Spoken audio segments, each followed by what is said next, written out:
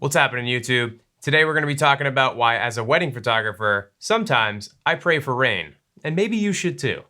Let's jump in.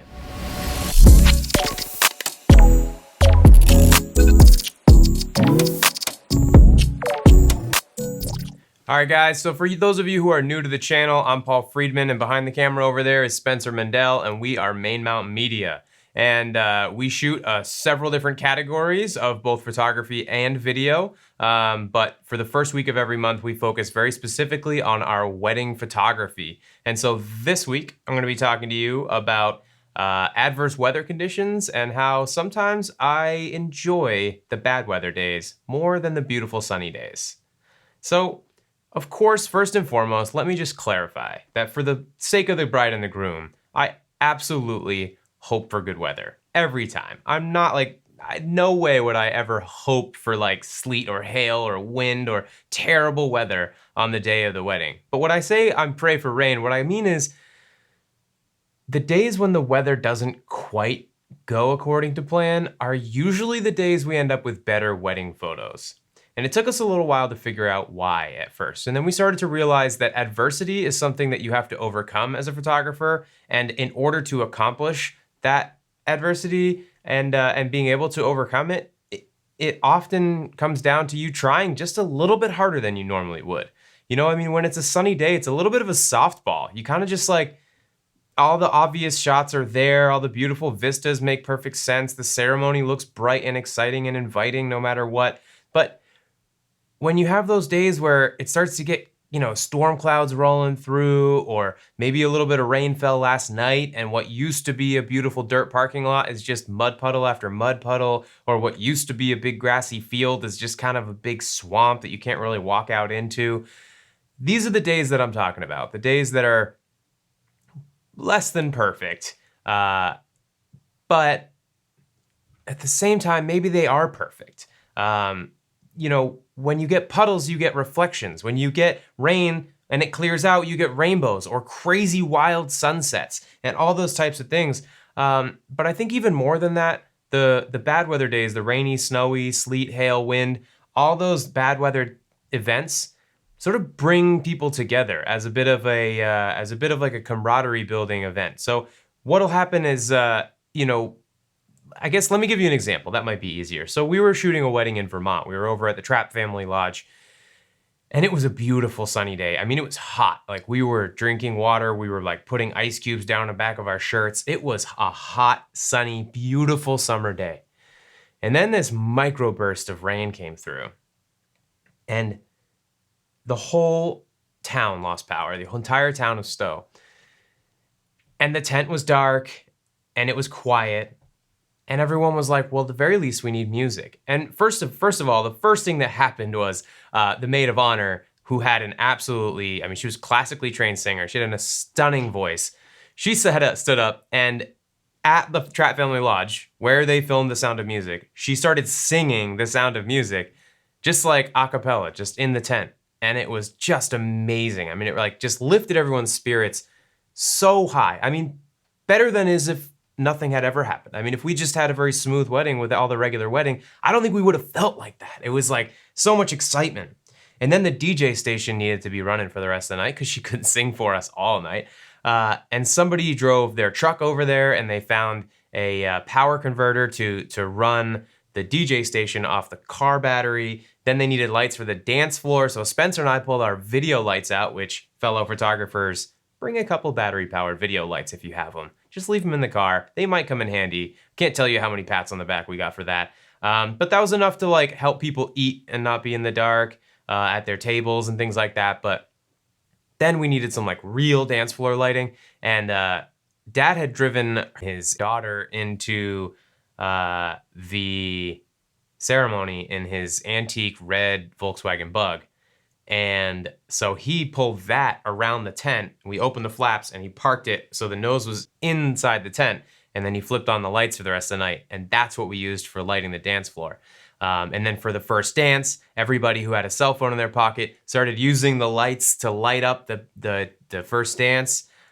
Just magical. I mean, truly amazing. I mean, we tell that story more than we've told stories from any other wedding. But if you'd said to me, hey, let's have a wedding where the power goes out to the entire town and it rains like torrential downpour for an hour and a half. I just don't think that's something I would ever have hoped for when I was first starting out. And again, I don't think it's anything I truly hope for, but when it happens, those events just really make for some just amazing photography and just amazing weddings in general, to be honest with you. I mean, even if you don't even have a photographer at your wedding, that's still a fun story to tell. It's a really amazing event. So as a photographer, adverse weather conditions will make you try harder. I mean, when we got out there, we started just shooting a regular wedding. I mean, sunny day wedding, why not? But then all of a sudden, it started pouring with rain, and we started making plans where we had to do this and do that and get different lighting. And all of a sudden, the scenario was so much different than it would have been otherwise. We are very set in our ways when we light a dance floor, but then all of a sudden we had to be creative and do something different. We were shooting through the windshield of the Bug, and we were shooting this and that, and we were doing all these cool things at that one wedding. And then, for example, like later in the evenings, if it's raining, you can do that classic sort of like kissing under the umbrella backlit rain shot. Our first full-time year, we had 16 weddings booked, and the first 15 weddings were absolutely perfect, beautiful, sunny weather every single day.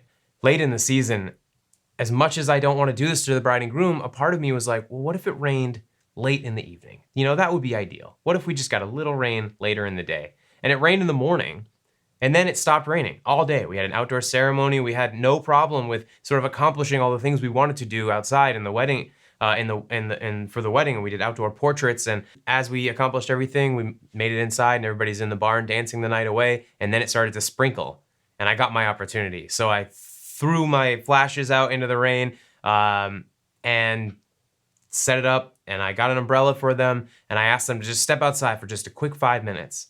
And it was raining very lightly, so with the umbrella, the bride barely got rain on her at all. The groom got like a couple raindrops on his shoulders, but that was it. I mean, we were quick, we were really efficient. We did all our light tests together, so just Spencer and I, so before we pulled them outside, so like it was really quick, everything was ready to go.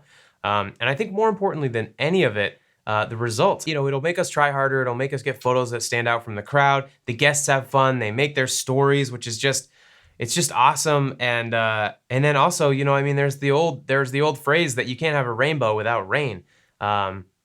Literal rainbows come out, and it's pretty amazing. I know that's sort of just like a turn of phrase, but circling back to that Vermont wedding, we had a double rainbow perfectly arcing over the top of the tent at sunset, and it was just amazing. I mean, like you can't plan for these things. These are the things that just happen, and you have to just capitalize on them when they do. You just have to be ready, and just like awesome things happen all the time.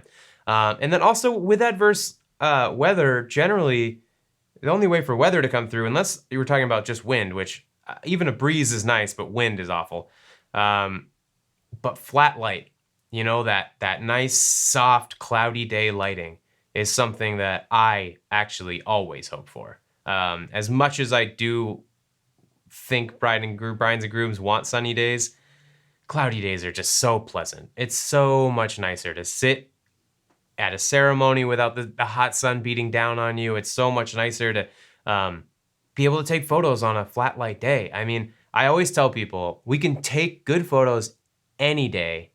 On a sunny day, you can always get good photos, but you basically can't get a bad photo on a cloudy day. I mean, that's just, you can be facing any direction. You could be doing sort of anything over this way, over that way. And as long as it's like a thin cloud layer or even a thick cloud layer that isn't sort of breaking apart, isn't partly cloudy, then the lighting conditions don't change constantly. You can just set your camera to one setting and you're just ready all day through all the portraits, all the ceremony, everything, just like the same settings. And you just can't miss. Just gonna quickly run through now a few of the equipment requirements that might come in handy. So if you're the kind of person who likes to be prepared for everything, I highly recommend you just have all this stuff on you at all times. If you're superstitious at all, which I don't consider myself a superstitious person, but I'll be honest with you, I haven't shot a wedding in the last 4 years where I didn't have an umbrella in my car. And nowadays, in the last 2 years, I even carry one in my backpack as well. Umbrellas are cheap, they're lightweight, they're easy to carry, And if you don't have it, you will need it. And if you do have it, maybe you won't need it. So consider it a good luck charm if you just carry it around and never need it. And if you do need it and you don't have it, you are gonna be so bummed out. I showed up to one wedding one time where it rained and was actually at the top of a ski mountain. And at the time, the forecast, it was supposed to hold off. And we were all caught up in the wedding day bliss and excitement. It was actually a good friend of mine, one of my best friends from growing up in high school. And so we were just having a good time, carrying on, and the weather really looked like it was gonna hold. The forecast said it would hold. We saw the weather was gonna hold, everything. And we had to ride a gondola chairlift up to the top of the ski mountain in order to, the ceremony was gonna be at the top. So we had to pack pretty light. And so just through the excitement and absence-mindedness and just generally being ill-prepared, I guess, I don't really have an excuse. I didn't bring an umbrella with me. And so we get to the top of the mountain and it started to sprinkle. And we were like, well, we don't really have time to go down. Shout out to Loon Mountain. They had, must have been 25 or 30 umbrellas. And then they called down to the lodge and got a few extras to fill in the gaps for people who didn't have them. I mean, big shout out to Loon for that. That was incredible. They had, not only did they have umbrellas, but they were almost all matching umbrellas, which, for the photos, unbelievable to have matching umbrellas across the entire crowd of people up in the sort of like sitting up on the top of a mountain in the clouds. It was perfect. It was amazing. Can't say enough about how well that went for us. But yeah, generally the way that I do this is a trick that I learned from an old rafting guy was you stick the handle of the umbrella under your belt and then put a strap or a backpack strap, could be a chest strap from your backpack, could be like just a shoulder strap from a shoulder bag, could be any type of strap that crosses your chest, and you just hoist the umbrella like right down between your belt on your hip and then the strap across your chest, and then it sits just above your head. And you can shoot, with both hands. You can keep your hands free and still have a nice big umbrella over the top of your head. So shout out to Albert Miranelli in the Forks, Maine. He's Rapid Shooters, Maine. You should check out his rafting photography. Awesome guy. Learned a lot from him. But mostly the umbrella trick. So I shot that wedding with the umbrella tucked. And then also on top of umbrellas, it really helps to have weather sealed cameras. For those of you guys who are Canon shooters, Sony shooters, Nikon, so the bigger companies, some of the higher end model cameras, they are all weather sealed. I now shoot the Fujifilm system, which I'm going to talk about more next month. Little preview, I did pre-order the X-T4, so that'll be coming soon. But yeah, so I'm an X-T3 shooter for now, and so they are weather sealed cameras as well, and so everything Spencer and I shoot for weddings are weather sealed equipment, and that's really saved us a lot. And these days, most cameras for weddings have dual card slots. If you can get a dual card slot camera for weddings, it's a safe thing to do. Cards fail, and most camera manufacturers that make cameras with dual card slots are almost always on their higher end models that are weather sealed. So really, I mean, the equipment is just all set up for you. And then the lens themselves, I mean, if you can get a weather sealed lens, that's really smart. If you can't, a little tape goes a long way. So yeah, weather sealing your cameras. And then there's always Ziploc bags. I mean, I carry between 5 and 6 Ziploc bags amongst all my bags and in our flash bag and in our car and things like that. I keep 1 and 2 gallon Ziplocs. Extra plastic is never going to be an issue, so I would highly recommend getting a box of the 2 gallon Zippies and just bringing them with you. I mean, if you have a 2 gallon Ziploc bag, you can shove a flash in there and then you can put that out in the rain to get that sort of backlit rain photo that I was talking about earlier. If you have a 2 gallon Ziploc, you can always like put your whole camera inside the Ziploc and then tape the end around the hood of your 7200 or something like that, and have or use any type of plastic wrap or saran wrap or anything like that for your camera itself if you ever get into some serious dire straits and you like really need some extra weather sealing. But yeah, Ziploc bags, they come in super handy. And even if you're the kind of person who's like, Ziploc bags are wasteful, you're right, they are. But you don't need to throw them away at the end. It's only water, it's just rain. So like I've been using the same 2 gallon Ziploc bags for 5 years now. They just live in my camera bag, and I think, when I bring them home after a rainy storm, I hang them up on the drying rack next, like our dish rack, and once they're dry, roll them back up, put them back in the bag, they will save your butt at least one time in your career. So go ahead and just get a few Ziploc bags for yourself. And then on top of that, not just your cameras, but you. I mean, you need to take care of yourself. You know, you need to stay healthy and happy. So get yourself a good pair of shoes. Shoes. You will need a good pair of shoes. Oh my God, shoes. Even just like good insoles for just like being on your feet all day. But something, you know, a good pair of shoes for a rainy day. If there's rain in the forecast, bring good shoes. You know, as much as we all want to show up and look fly in our leather shoes and, you know, be all fancy, it might be smart to bring some boots with you as well. If you're going to do an outdoor ceremony, and we've been out with brides who, and grooms, of course, but it's usually the final call often has come down to the bride. They'll say, you know, look, I know it's raining, but we're going to do the ceremony outside no matter what happens. And so, you know, you just have to be ready. You just have to go out there and do it. And sometimes you'll have to stand in puddles or walk across a wet field or whatever. And if you're ready for that stuff, you're just going to be a happier person all day. Or the other thing you can do, which I've done plenty of times, is just totally demolish your shoes and just have wet feet. And then when it comes time to go inside for the rest of the evening, the reception, dinner, dancing, and all that kind of stuff, you can change into a dry pair of shoes and socks at that point. Bringing a dry pair of socks is a nice thing to do. I always bring a dry pair of socks, if nothing else, just for the car ride home.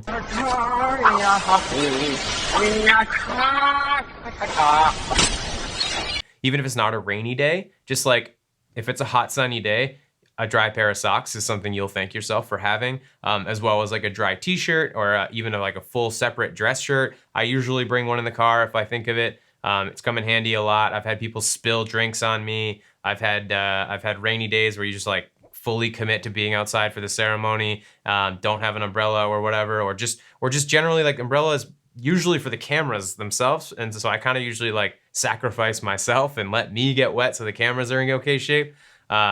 And then just having a nice dry shirt to change into either for the ceremony reception or just for the car ride home. Again, you'll thank yourself. Something, you know, again, it's not a huge burden. You can just leave it in the car, and you'll be happy if you have it. Little side note too, if you have a nice clean pressed shirt in the car, or even just like an extra belt or a few little accessories, you might end up being the hero on the day of the wedding. I remember one time I had a friend who lives out west and we were shooting his wedding here in Maine, and he didn't have a leather belt. He just, you know, all his clothes are out west, and you know, when he was just so distracted and preoccupied by so much that in the end he was like, I don't have a belt.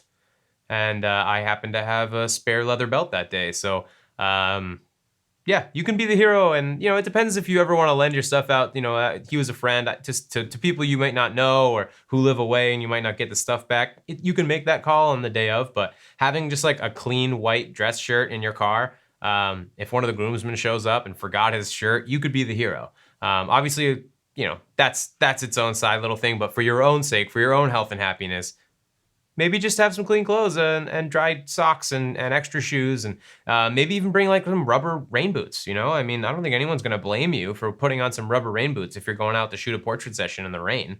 You can always show up in your nice leather shoes and then change into your boots later. So you won't be bummed out about any of that stuff. But I didn't want to keep this video too long. I know I've already probably gone on longer than I should have, so I wanted to thank you guys for checking this video out. I hope that you found some of this helpful or inspiring. Wedding season is getting rolling pretty soon. We have our first wedding in April, so you'll hear from me one more time about wedding season the first week in April, and then wedding season's off and rolling. So hope you guys are getting as excited as I am about wedding season. I look forward to hearing from you in the comments below on any cool stories or events, or whether it's rain related or otherwise.